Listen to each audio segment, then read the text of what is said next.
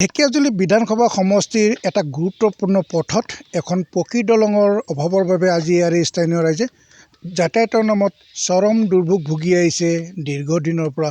এই পথছোৱা অতি গুৰুত্বপূৰ্ণ, কাৰণ ৰঙাপাৰা টেঙাবিল বৰবিল সংযোগী এটা গুৰুত্বপূৰ্ণ পথ।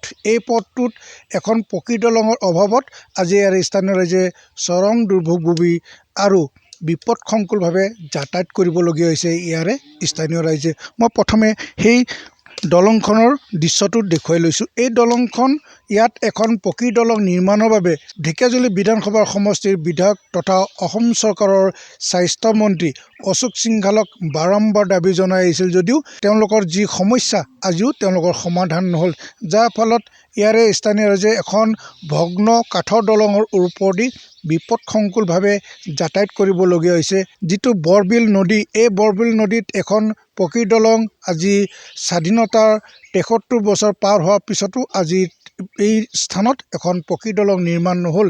ইয়াৰে স্থানীয় ৰাইজে মাজে মাজে গাঁঠি ধন ভাঙি কাঠ সংগ্ৰহ কৰি তেওঁলোকে এইদৰে নিৰ্মাণ কৰি লৈছে, যাতে ইয়াৰে স্থানীয় ৰাইজে পৰ্যাপ্তভাৱে অহা যোৱা কৰিবলৈ সুবিধা হয়। ইয়াৰে এই ঠাইত যিহেতু এখন দলং নাই, যিহেতু ভগ্ন, এই অঞ্চললৈ নাহে কোনো ধৰণে এম্বুলেঞ্চ সেৱা। মোৰ সৈতে বেঞ্চিমাৰীৰ এগৰাকী আশাকৰ্মী আছে ছায়াশ্ৰী বসুমতাৰী, তেখেতৰ পৰা মই জানিবলৈ বিচাৰিম প্ৰথমে যে এই ঠাইত যিহেতু দলং নাই বা কাঠৰ দলং আছে, ভগ্ন দলং, আপোনালোকৰ বিশেষকৈ গৰ্ভৱতী মহিলাক চিকিৎসালয়ত নিয়াৰ ক্ষেত্ৰত কিমান দুৰ্ভোগ ভুগিবলগীয়া হয়, কি ক'ব?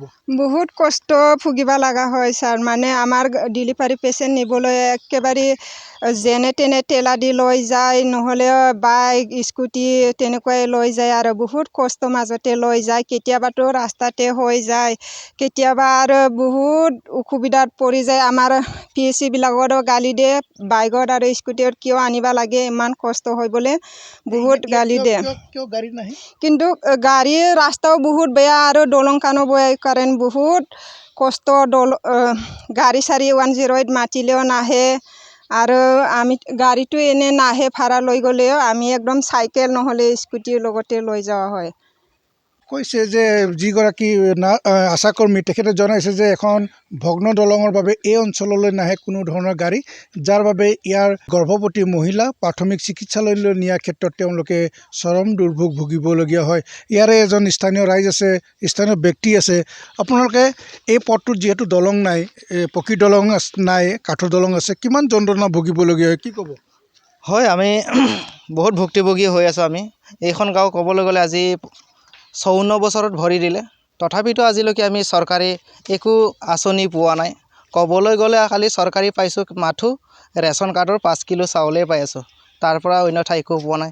যি এখন দলং আছে সেইখনো আজি কাঠেৰে বনোৱা, সেই কাঠেৰে পচা কাঠেৰেদি আমি বাইক অহা যোৱা বা চাইকেল অহা যোৱা তেনেকুৱাত বহুত কষ্টৰে ভুগি আছোঁ। আৰু চৰকাৰক আহ্বান কৰোঁ যে আমি আমাৰ এই ভগ্ন দলংখনক আৰু এই পথটোক অতি শীঘ্ৰে যাতে চৰকাৰখনে আমাক নিৰ্মাণ কৰি দিয়ে।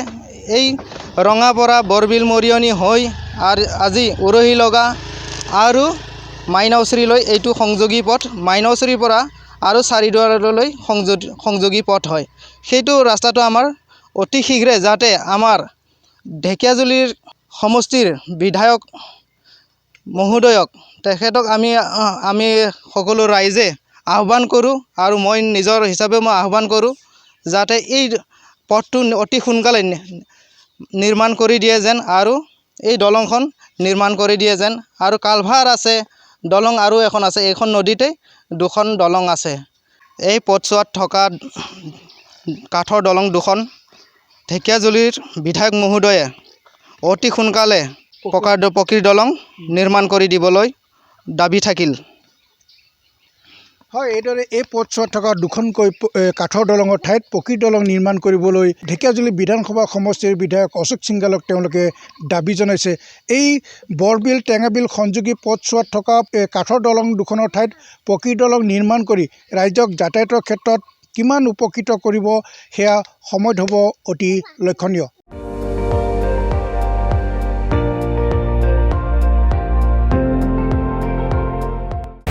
আপুনি চাই আছে ND24 সৰ্বশ্ৰেষ্ঠ নহয়, সৰ্বোত্তমৰ দৌৰ।